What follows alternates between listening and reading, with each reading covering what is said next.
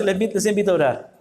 Padre amado, bendito Señor, queremos esta mañana alabar tu nombre y honrarte, Señor. Quiero de manera personal, Padre, darte gracias por permitirme estar en esta congregación, en esta amada congregación esta mañana, una congregación con la cual tú nos has permitido tener comunión y ver, Señor, la obra que tú estás haciendo aquí también.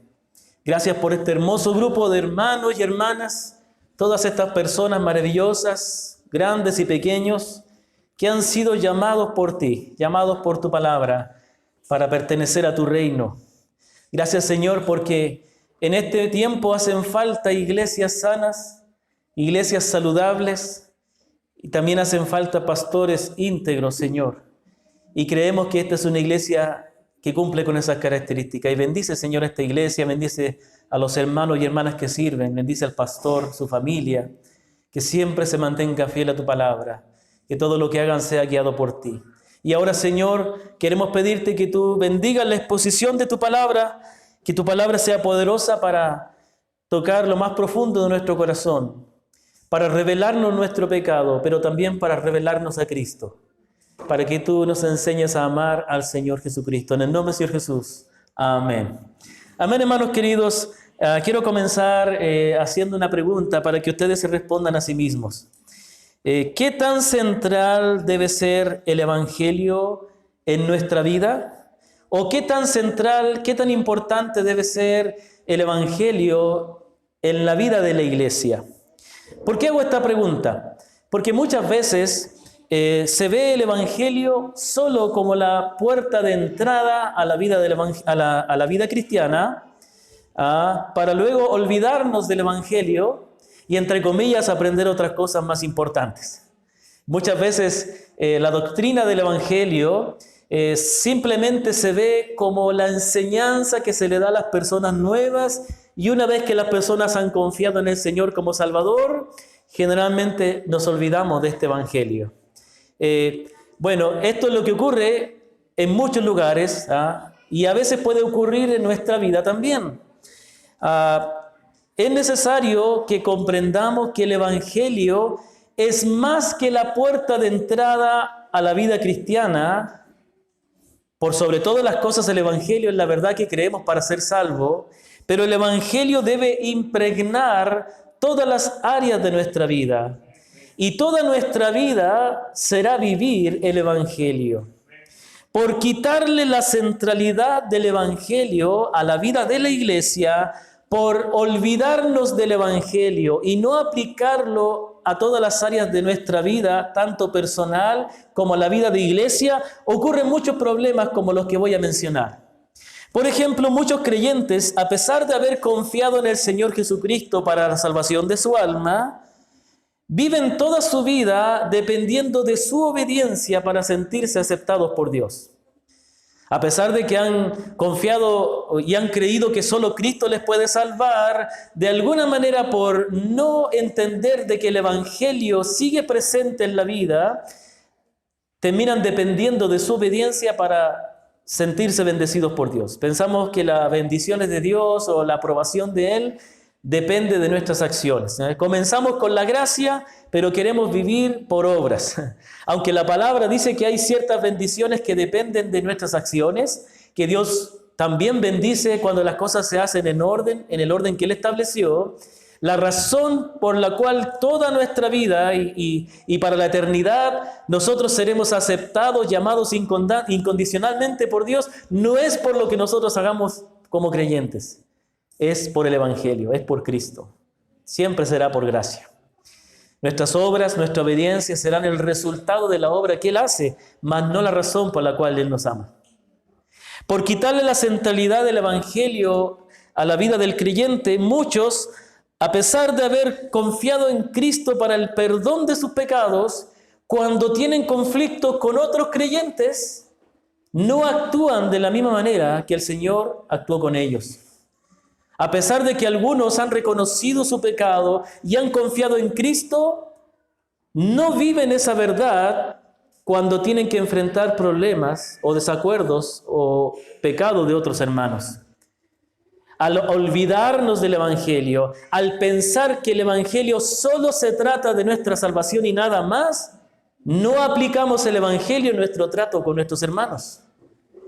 Y en vez de perdonarles como el Señor nos perdonó, les tratamos de la misma manera que los inconversos tratan a sus semejantes. Con amargura, con odio, con resentimiento, con orgullo. En tercer lugar, a pesar de haber confiado en Cristo como Señor y confiando en que Él nos puede salvar, por olvidarnos de la centralidad del Evangelio, por olvidarnos del Evangelio en nuestro diario vivir, seguimos buscando nuestros propios intereses.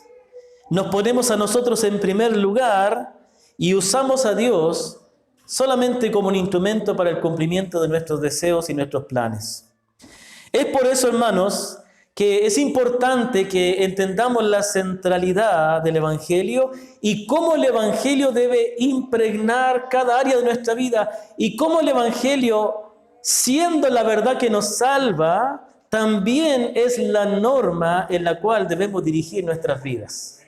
El Evangelio, la gracia, la obra de Cristo debe dirigir nuestras vidas. ¿Cómo es esto? Bueno, les quiero invitar a leer un texto de la Escritura en Filipenses capítulo 2, por favor. Justo nuestro hermano que estaba dirigiendo el culto en su oración hizo referencia a este texto. Y este texto es un texto maravilloso, Filipenses capítulo 2. Vamos a leer desde el versículo 1 al 11, por favor. Filipenses 2, del 1 al 11. Si me permiten, hermanos, voy a estar leyendo en la Nueva Biblia de las Américas. Así que va a haber algunas diferencias, pero doy gracias por su comprensión. Dice así: por tanto, si hay algún estímulo en Cristo, si algún consuelo de amor, si alguna comunión del Espíritu, si algún afecto y compasión, hagan completo mi gozo, sintiendo el mismo sentir, conservando el mismo amor, unidos en espíritu, dedicados a un mismo propósito.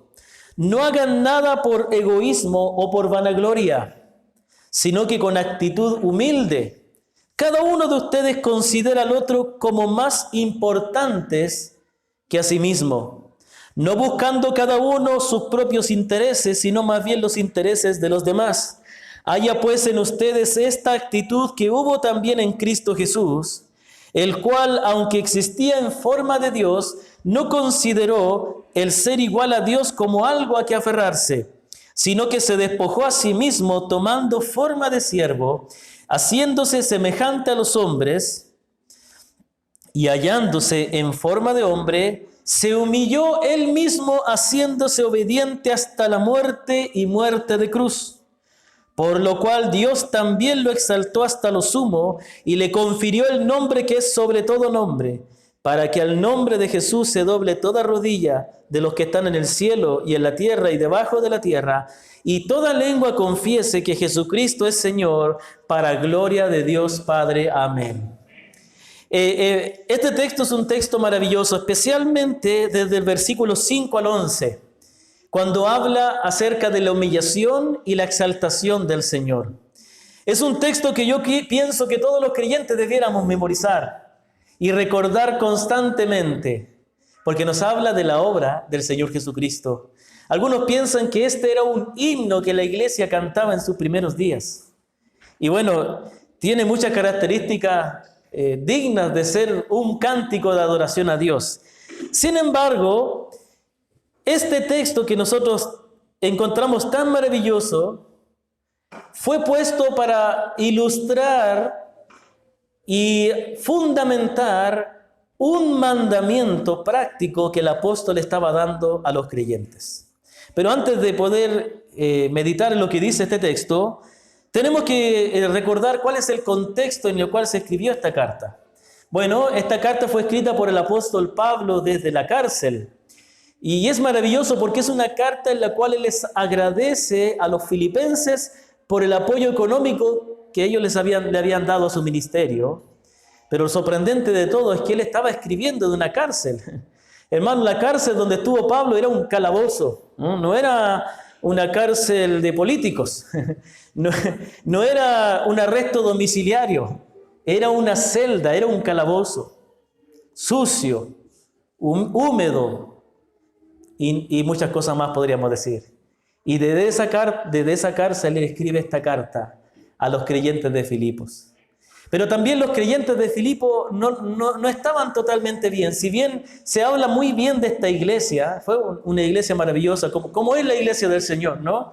Estaba enfrentando algunas dificultades. Dice la palabra en el capítulo 4 que el apóstol llama la atención a dos hermanas, la hermana Evodia y la hermana Síntique, que estaban en alguna enemistad. Por eso le dice el apóstol en capítulo 4, versículo 2 al 3, les dice: ruego a Evodia y a Síntique que vivan en armonía en el Señor. En verdad, fiel compañero, también te ruego que ayudes a estas mujeres que han compartido mis luchas en la causa del Evangelio, junto con Clemente y los demás colaboradores míos, cuyos nombres están en el libro de la vida.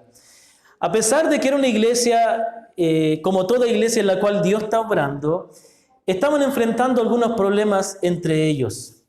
Habían hermanas como las que él cita aquí, que habían servido, hermanas que habían estado trabajando en el Evangelio, incluso habían trabajado junto con el apóstol, pero ahora estaban enemistadas. Por otra parte, el apóstol Pablo también estaba enfrentando dificultades con hermanos. En el capítulo 1 dice que él cuenta de que hay hermanos que, aprovechándose de que el apóstol estaba en la cárcel, ellos comenzaron a resaltar su ministerio, comenzaron a predicar con el propósito de hacerle sentir mal al apóstol, porque, querámoslo o no, había envidia entre ellos también. Pero el apóstol dice que él se goza de que, ya sea que con buena o con mala motivación, el evangelio se está predicando. De modo que la iglesia del Señor siempre tendrá que aprender a vivir y a convivir. Es decir, los creyentes tenemos que aprender a convivir entre nosotros como una familia espiritual. Y en este crecimiento, en esa convivencia, en esta santificación que Dios va haciendo para enseñarnos a vivir como una verdadera familia espiritual, vamos a tener que lidiar con el pecado de otros, vamos a tener que lidiar con desacuerdos, con problemas, con enemistades, con celos, cosas que nosotros debemos aprender a llevar en el Señor, aprender a dominar el pecado, aprender a mortificar la carne y aprender a amar a nuestros hermanos. Entonces, pensando en todo esto, el apóstol les da esta instrucción práctica en el capítulo 2. ¿En qué consiste en esta instrucción? Bueno, primero les da instrucciones acerca de la unidad. Versículo 1 y versículos 2 les dice: por tanto, si hay algún estímulo en Cristo, si algún consuelo de amor, si alguna comunión del Espíritu, si algún afecto y compasión, hagan completo mi gozo sintiendo el mismo sentir, conservando el mismo amor, unidos en espíritu, dedicados a un mismo propósito. El apóstol les va a decir: hermanos, ustedes tienen que vivir en unidad. La iglesia no se vive cada uno por su lado. La iglesia es una familia espiritual y la fe se vive en comunidad, no individualmente. Hace unos años atrás estuve visitando una iglesia por la quinta región, una iglesia bautista, y lo interesante es que en esa iglesia había una hermana que se sentaba al fondo. Y yo estaba predicando y me distraía un poco porque la hermana gritaba, levantaba las manos, se paraba, se sentaba, y especialmente en la alabanza hacía mucho ruido. Al final del culto se me acerca y dice: pastor, discúlpeme si le interrumpí. Lo que pasa es que a mí me gusta alabar así al Señor. Y de todas las iglesias me echan, dice. No que le echaban, pero de todas las iglesias me voy porque la gente se incomoda de mi forma de alabar. Por eso me siento atrás, para no molestar a nadie. Porque ella levantaba, bajaba los brazos, se paraba, gritaba, amén, aleluya. Pero ¿sabe algo que pude comprender? Que esta hermana, sinceramente, con todo el corazón, ella quería regocijarse en su forma de alabar. Pero en su forma de alabar, no estaba tomando en cuenta que ella no estaba alabando sola a Dios. Que cuando estamos en el culto, estamos alabando junto con nuestros hermanos. De modo que tenemos que alabar junto con mis hermanos, no haciendo nada que sea de tropiezo para que ellos alaben a Dios. Aunque eso signifique que yo tenga que retenerme en mi forma de alabar. ¿Me comprende? El punto es lo siguiente. El apóstol está tratando con un problema con el cual nosotros también estamos tratando en el día de hoy. Y es el problema del individualismo. ¿Sabe? Yo he tenido que luchar mucho con eso allá en Ecuador, pero no creo que es un mal de allá, sino de nuestra sociedad y especialmente de la cultura cristiana de hoy, donde vemos la fe cristiana como Dios y yo solamente. Pero la palabra dice que la fe cristiana se vive en armonía, en unidad, compartiendo mi vida con mis hermanos. Entonces, para poder, para que ellos, como fundamento de por qué ellos tienen que vivir en unidad, en el versículo 1, Él les recuerda la obra que Dios les ha hecho. Si hay algún estímulo en Cristo, si algún consuelo de amor, si alguna comunión del Espíritu, si algún afecto entrañable, afecto y compasión, está apelando, está recordándoles, está diciendo, miren, no tanto como una condición, sino que está diciendo, de otra manera, ya que han recibido la obra de Cristo en sus vidas, vivan en unidad. Podemos quizás leerlo en otras versiones, por ejemplo, la NBI. Yo sé que la NBI no es el santo de devoción de muchos, pero nos puede aclarar un poco en un lenguaje actual. Dice, por tanto, si sienten algún estímulo en su unión con Cristo, si sienten algún consuelo en su amor, algún compañerismo en el Espíritu, algún afecto entrañable, o la Nueva Traducción Viviente dice, ¿hay algún estímulo en pertenecer a Cristo? ¿Existe algún consuelo en su amor? ¿Tenemos en conjunto alguna comunión en el Espíritu? ¿Tienen ustedes un corazón tierno y compasivo? Bueno, aquí lo hace como forma de pregunta, pero quizás lo que está diciendo el apóstol es, en vista de que Dios ha obrado en ustedes, en vista de que Cristo los ha consolado, en vista de que están unidos en el Espíritu, entonces vivan en armonía.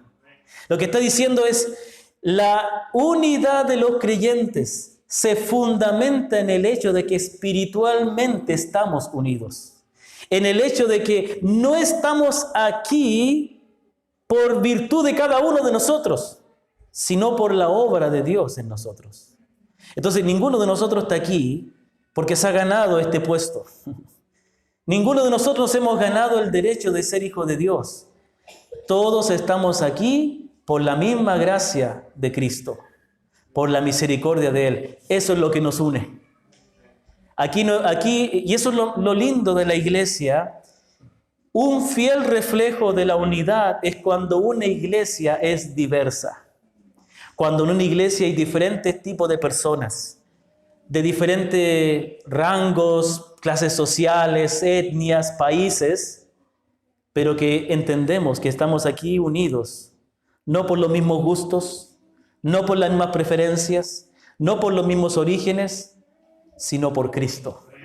Y en Cristo, gente de toda lengua, tribu, raza y nación, somos un solo pueblo. Amén. Entonces, este es el punto. Debemos vivir en unidad. Debemos vivir en armonía, debemos dejar de vivir nuestra fe de manera individualista y comenzar a compartir la vida con nuestros hermanos, ceder, negarnos a nosotros mismos y amar a nuestros hermanos, compartir nuestra vida, puesto que esa es la realidad espiritual. Esta realidad de la comunión con Cristo, de la unión con Cristo, del consuelo de Cristo se vive en la práctica. Y es por eso que es tan lindo para mí venir, y realmente esta es la segunda vez que les visito. Es más, es la segunda vez que conozco al pastor. Con el pastor nos conocimos muchos años por internet, cuando él pastoreaba en San Fernando, pero esta es la segunda vez que le veo físicamente, y a ustedes también, ¿no? Pero parece que nos hubiéramos conocido de años, ¿no es cierto? Eso es porque automáticamente nosotros al vernos reconocemos esa obra de Dios. Automáticamente sentimos esa unión que ya está ahí en el Espíritu. Muy bien. Ahora, va a dar una segunda instrucción relacionada con la unidad. Y esta otra instrucción es lo que va a ayudar a que se pueda vivir en armonía, en unidad con nuestros hermanos. Y es una instrucción acerca de la humildad. Versículo 3. No hagan nada por egoísmo o por vanagloria, sino que con actitud humilde cada uno de ustedes considera al otro como más importante que a sí mismo, no buscando cada uno sus propios intereses, sino más bien los intereses de los demás. Aquí les dice cómo deben conducirse. Primero les dice cómo no deben conducirse. No deben hacer nada por egoísmo o por vanagloria. No deben hacer nada por egoísmo o por vanagloria. Aquí hay dos cosas que menciona. El egoísmo es cuando hacemos las cosas poniéndonos a nosotros en primer lugar, poniendo el ego. El ego es el yo en primer lugar. Entonces la palabra dice aquí, nada hagan, nunca hagas nada con relación a tus hermanos, nunca te dirijas en tu vida poniéndote a ti como el centro, poniéndote a ti en primer lugar, ni tampoco hagas algo por vanagloria. Interesante porque podríamos dar vuelta a la palabra vanagloria y sería una gloria vana, una gloria que no es verdadera, buscando una vana gloria, una gloria pasajera. Bueno, ¿a qué se puede referir esto? Bueno, está relacionado con el orgullo, está relacionado con que el mandamiento de no hacer nada por vanagloria quiere decir que no hagamos nada buscando nuestra propia gloria, buscando nuestro orgullo. O dicho de otra manera, a veces nosotros pensamos en esto y a veces decimos, no, yo no ando buscando mi gloria, solo quiero que reconozcan lo que hago. Bueno, eso también es vanagloria. Cuando de alguna manera queremos ser valorados, queremos ser apreciados, queremos ser reconocidos, estamos pensando en nosotros. Estamos pensando en hacer algo para obtener algo a cambio, reconocimiento, valor, aprecio. Claro, a todos nos gusta ser apreciados y en la iglesia del Señor encontramos el verdadero amor, pero eso no debe ser la motivación, el querer ser valorados y reconocidos no debe ser la motivación por la cual hacemos las cosas. El orgullo y la vanagloria están centrados en sí mismos, están centrados en el yo. ¿Cómo debemos vivir entonces? Y entonces el apóstol va a decir, sino que con actitud humilde, cada uno de ustedes debe considerar al otro como más importante que a sí mismo. Entonces, y esto está relacionado con la unidad. No se puede vivir en unidad, no se puede vivir en armonía con mis hermanos si siempre estoy poniéndome en primer lugar. Se requiere humildad para poder vivir en armonía. El apóstol Pablo también da un mandamiento parecido en otra parte cuando dice, con humildad soportándoos unos a otros. Está diciendo que la capacidad de soportar a otro no es posible sin la humildad. Porque cuando yo soy el centro, todo me afecta, todo me importa, todo me hace daño y no puedo soportar a los demás. Cuando yo soy tan importante. Muchas veces sufrimos demasiado, nos afectan demasiado las cosas, es porque somos demasiado valiosos para nosotros mismos. Nos importamos demasiado. Aquí dice que la vida del creyente debe ser totalmente lo contrario. Debemos ser humildes. Mire lo que dice aquí. Considerando al otro como más importante que a sí mismo. No está diciendo que debemos considerar a los demás como mejores que nosotros. No está hablando de una falsa humildad en reconocernos peor que todos. No está hablando de valor, está hablando de prioridad. Está diciendo, considera al otro como en primer lugar por sobre ti. Es decir, déjate de ponerte en el centro. Deja de ser tú y tus intereses lo más importante y pon a los demás por sobre tus intereses. Es por eso que lo complementa diciendo, no, aquí no dice la manera, no buscando cada uno sus propios intereses, sino más bien los intereses de los demás. ¿Sabe qué?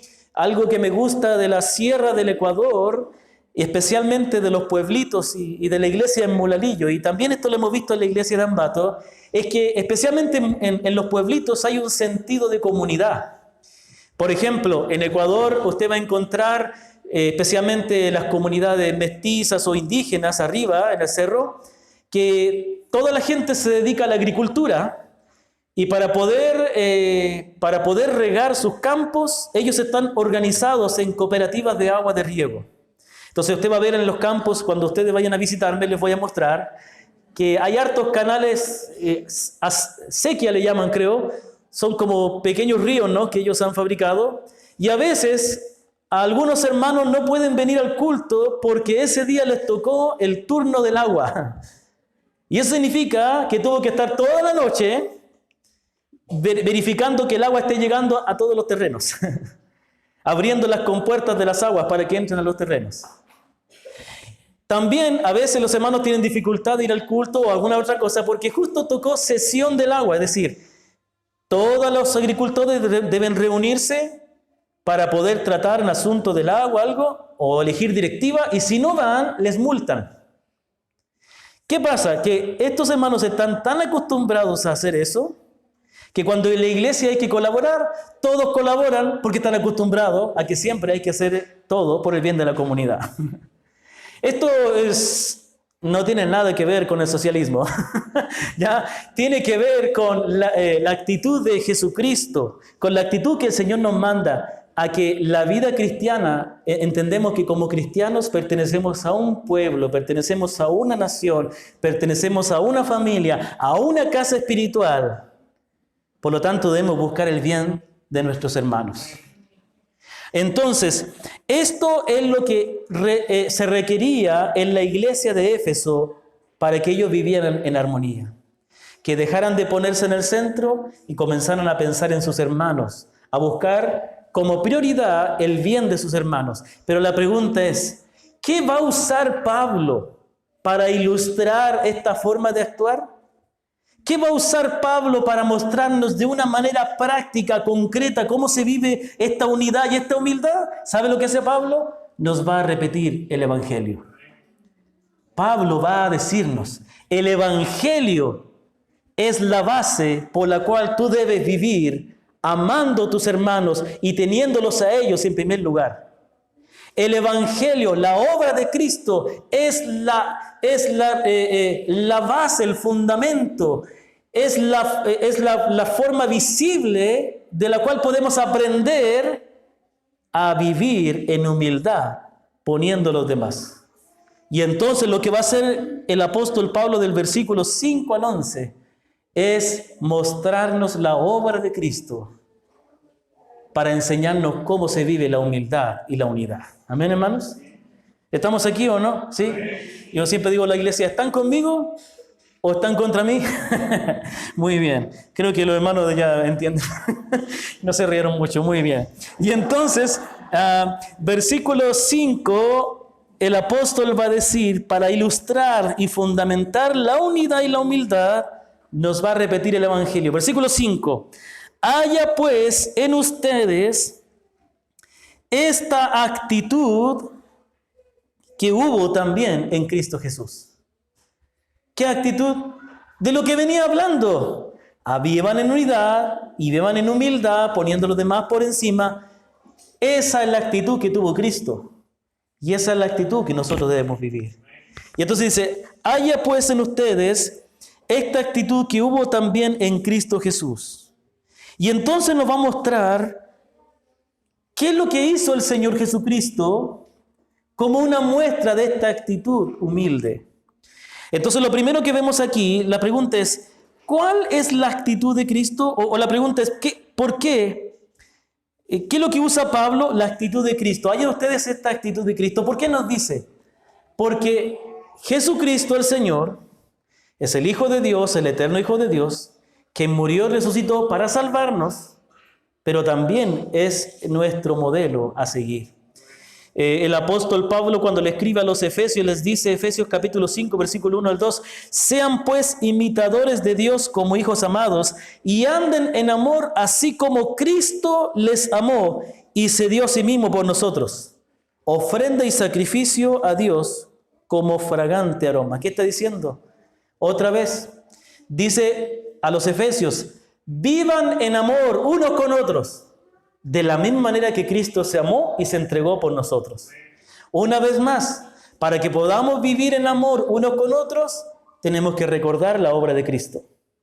Más adelante, en Efesios capítulo 5, versículo 5 en adelante, capítulo 5, versículo 25 en adelante, el apóstol, para hablar del matrimonio, también habla del evangelio. Esposos, amad a vuestras mujeres como Cristo amó la iglesia, ¿ya? Y se entregó a sí mismo por ella, para santificarla, para purificarla, para presentársela a sí mismo una iglesia gloriosa, etc. La obra de Cristo. La obra de Cristo es la base y es la forma en que debemos vivir el matrimonio. La obra de Cristo, su sacrificio, su entrega, es la base y es la forma de cómo debemos amarnos unos a otros. La obra de Cristo, su sacrificio, es la manera en que nosotros debemos relacionarnos unos con otros. ¿Cuál es la actitud de Cristo entonces? Primero, fue una actitud de desprendimiento. Desprendimiento. Desprenderse de algo es dejarlo ir y no aferrarse.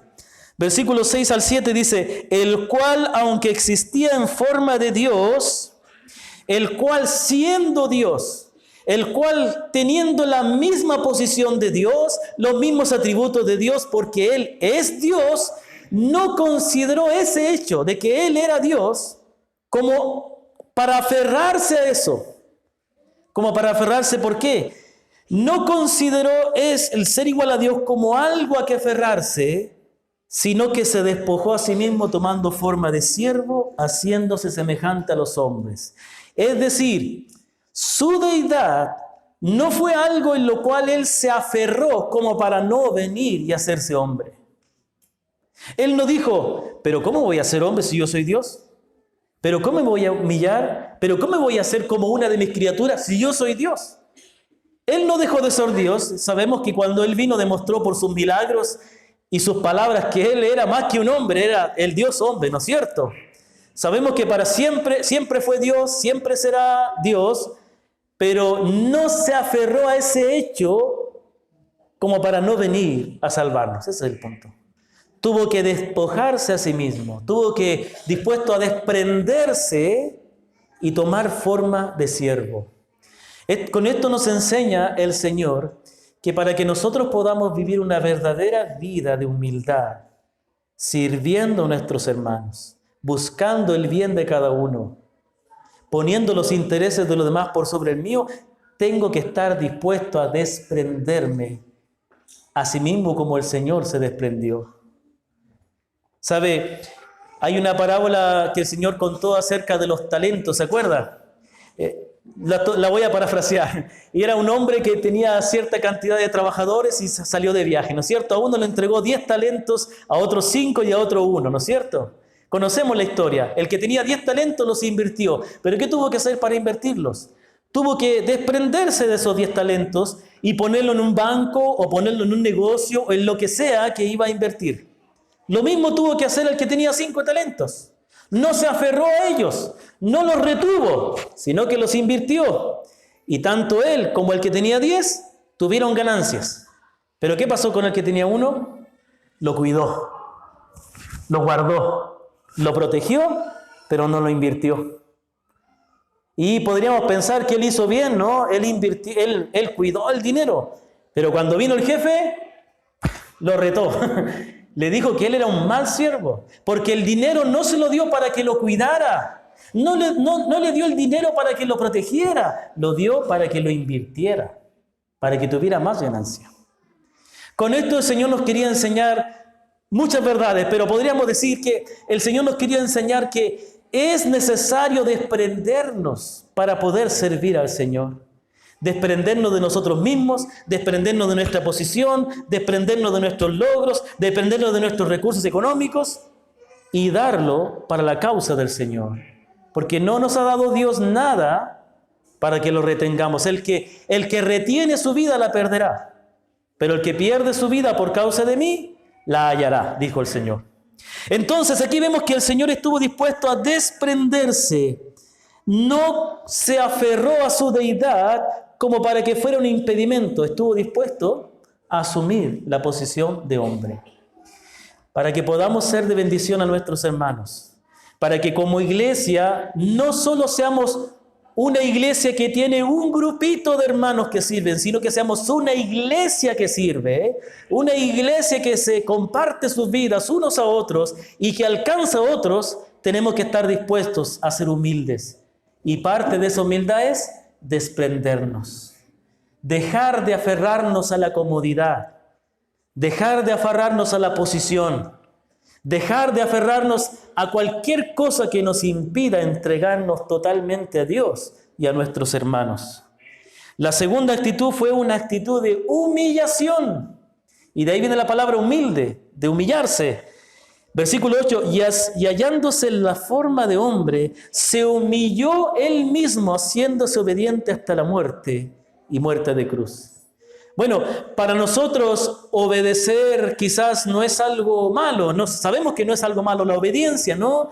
Bueno, vivimos en una época donde todo lo que tenga que ver con someterse es algo malo, ¿no? Especialmente para las mujeres, ¿no es cierto? Dios ama mucho a las mujeres y aunque manda a que se sometan a sus esposos, también manda a los esposos que sean buenos esposos. Pero de eso hablaremos en otro momento. Pero el sometimiento, la obediencia no es malo. Nosotros debemos obedecer a Dios.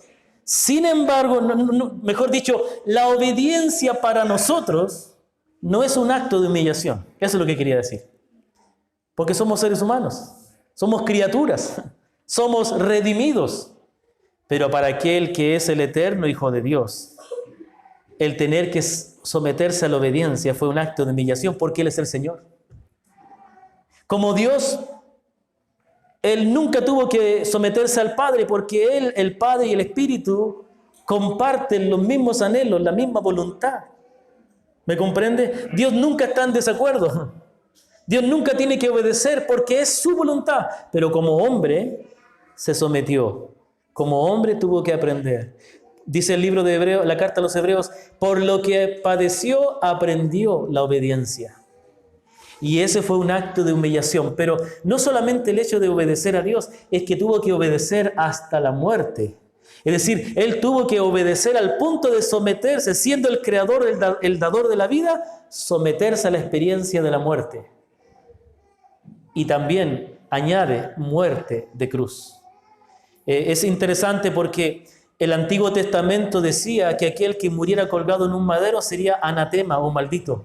¿Pero por qué? Hermanos, miren, para el pueblo de Dios había una ley, la ley de Dios. Y esa ley tenía una pena de muerte. ¿Y cuál era la pena de muerte de la ley de Dios? La lapidación. Los adúlteros morían apedrados. Y los hijos rebeldes también. Gracias a Dios que no hay esa ley, si no algunos no estaríamos aquí. Y los hijos rebeldes eran apedreados también hasta morir. Pero Jesucristo no murió condenado por la ley de Dios. Él murió bajo la ley pagana, la ley romana, condenado por los paganos. El Señor tuvo que humillarse a tal punto, no solo de siendo Dios tener que obedecer, no solo siendo Dios tener que morir, sino además de eso morir bajo la ley de los paganos.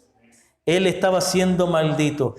Esa humillación fue necesaria para nuestra salvación. De la misma manera, para que nosotros podamos ser de bendición a nuestros hermanos, servir, que nuestra vida sea útil, que marque a otros, que bendiga a otros, tenemos que estar dispuestos a humillarnos. ¿Ah? Había un famoso, no sé si ustedes han escuchado el programa La Biblia Dice, ¿ya? David Logacho, él es ecuatoriano. Él vino a un campamento en el año 2000 y en la primera prédica ya el Señor me llamó a ser misionero. Yo no me aguanté al jueves que cuando hizo el llamado. Pero desde antes el Señor me llamó. Y David Logacho, yo lo conozco, es un lindo hermano. Él, antes de ser predicador, él trabajaba para la NASA. No fue astronauta, no.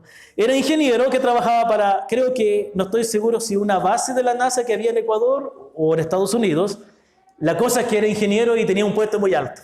Y cuando Dios le llamó a predicar la palabra, él renunció a ese trabajo y se fue a un instituto bíblico. ¿Y sabe lo que él cuenta? Lo primero que le tocó hacer cuando llegó a ese instituto bíblico es que lo mandaron a limpiar los baños. Él nunca había limpiado, ni había lavado una cuchara. Y con eso dice que él aprendió a servir. Dice que eso fue una experiencia que marcó su vida. Dice que eso fue como cuando el Señor lavó los pies de los discípulos, lo más cercano. Él tuvo que, eso que le mandaron a hacer, le hizo a él tener que desprenderse de todos sus logros y tomar una posición de un sirviente. Y ahora, bueno, es un gran predicador, ¿no? Entonces, el punto es lo siguiente. El Señor se desprendió, el Señor se humilló, y por eso nosotros tenemos salvación. De la misma manera, nosotros tenemos que desprendernos, ser humildes, para poder ser de bendición a nuestros hermanos, para poder alcanzar a otros, para poder edificar la vida de mis hermanos. Es desprendernos de esa tendencia pecaminosa de pensar solo en nosotros y de vivir para nosotros. Ahora, ¿habrá alguna recompensa por esto? ¿Lo tomará Dios en cuenta? Y entonces, claro que sí. Versículo 9 al 11, el apóstol habla de la exaltación de Cristo. Por lo cual Dios también le exaltó hasta lo sumo y le dio un nombre que es sobre todo nombre, para que en el nombre de Jesús se doble toda rodilla de los que están en los cielos, en la tierra y debajo de la tierra, y toda lengua confiese que Jesucristo es el Señor. Después de su humillación, vino la exaltación. ¿Y qué nos dice esto a nosotros? Esto nos deja con la esperanza de que aunque seguir a Cristo sea difícil, aunque cueste desprendernos, aunque cueste ser humilde, aunque tengamos que trabajar con nuestra carne, con la ayuda del Señor, para negarnos a nosotros mismos, será tomado en cuenta por el Señor y tendrá su debida recompensa. Quien ha sufrido con Cristo, quien ha seguido el camino de Cristo, quien se ha negado a sí mismo para poner a los demás por sobre sí, así como el Señor, tendrá más gozo y más gloria cuando Cristo regrese. Yo comparo esto como dos tipos de padres. Un padre, estos dos padres tienen a sus hijos estudiando en la universidad. Para un padre, quizás de escasos recursos, él hizo todo el esfuerzo de ayudar a su hijo para que estudie. Con esfuerzo, con sudor, con horas extras de trabajo, le compra los implementos, hace lo posible de ayudarle a su hijo para que estudie con el esfuerzo. Y el otro padre tiene un hijo estudiando, pero nunca se involucró en la vida de su hijo, nunca le ayudó en nada, simplemente le dejó que su hijo siguiera solo. ¿Cuál de los dos padres tendrá mayor gozo cuando su hijo se gradúe? ¿El que participó del esfuerzo del hijo o el que no? El que participó del esfuerzo. Ese estará contento cuando su hijo reciba el título. De la misma manera, aquel creyente que en esta vida vive como Cristo, se niega como Cristo, se humilla como Cristo, sirve como Cristo, vive para Dios y para los demás como Cristo, cuando el Señor regrese, mayor será su gozo, mayor será su recompensa que aquel que en esta vida vivió para sí mismo. Si es que este otro entra o no al cielo, ¿ya? Porque un verdadero creyente, de alguna manera, vivirá como el Señor, dará fruto. Quiero terminar con estas palabras, hermanos. Como iglesia, somos llamados a ser testigos de Cristo, a mostrar a Cristo. No solo a predicar de Cristo, a ser, a ser testigos de Cristo. Tiene que ver con el ser. El Señor nos dijo, en su palabra, ya estoy hablando de revelaciones personales. El Señor dijo, serán mis testigos. Ustedes serán. Como iglesia somos llamados a ser testigos de Cristo. Y esto se cumple no solo con nuestra predicación, sino con una vida que refleje el Evangelio en todas las áreas. Una iglesia sana, una iglesia saludable, una iglesia que honra al Señor, es aquella iglesia que es conducida a vivir una vida moldeada e impregnada por el Evangelio. Una iglesia cuyos creyentes reflejen la vida, el sacrificio, la negación, el amor, la entrega del Señor Jesucristo. Que el Señor bendiga su palabra, que esta palabra llegue a lo más profundo de nuestro corazón y transforme nuestra vida. Pongámonos de pie y démosle gracias al Señor, por favor. Padre bendito, esta mañana alabamos tu santo nombre. Te damos gracias, Señor, porque tenemos en el Señor Jesucristo, el Redentor de nuestras almas, nuestro Salvador, nuestro Señor. Pero también tenemos en Él la forma de vivir que a ti te agrada. Que podamos ser discípulos de Cristo, que podamos vivir como Él, amar como Él y tratar a nuestros hermanos como Cristo nos ha tratado a nosotros. Bendice esta iglesia, Señor, esta congregación. Bendice a la congregación en Ecuador también. Santifica tu iglesia, Señor. Haz que tu iglesia viva el Evangelio. Ayúdanos, Señor. En el nombre de Señor Jesús. Amén.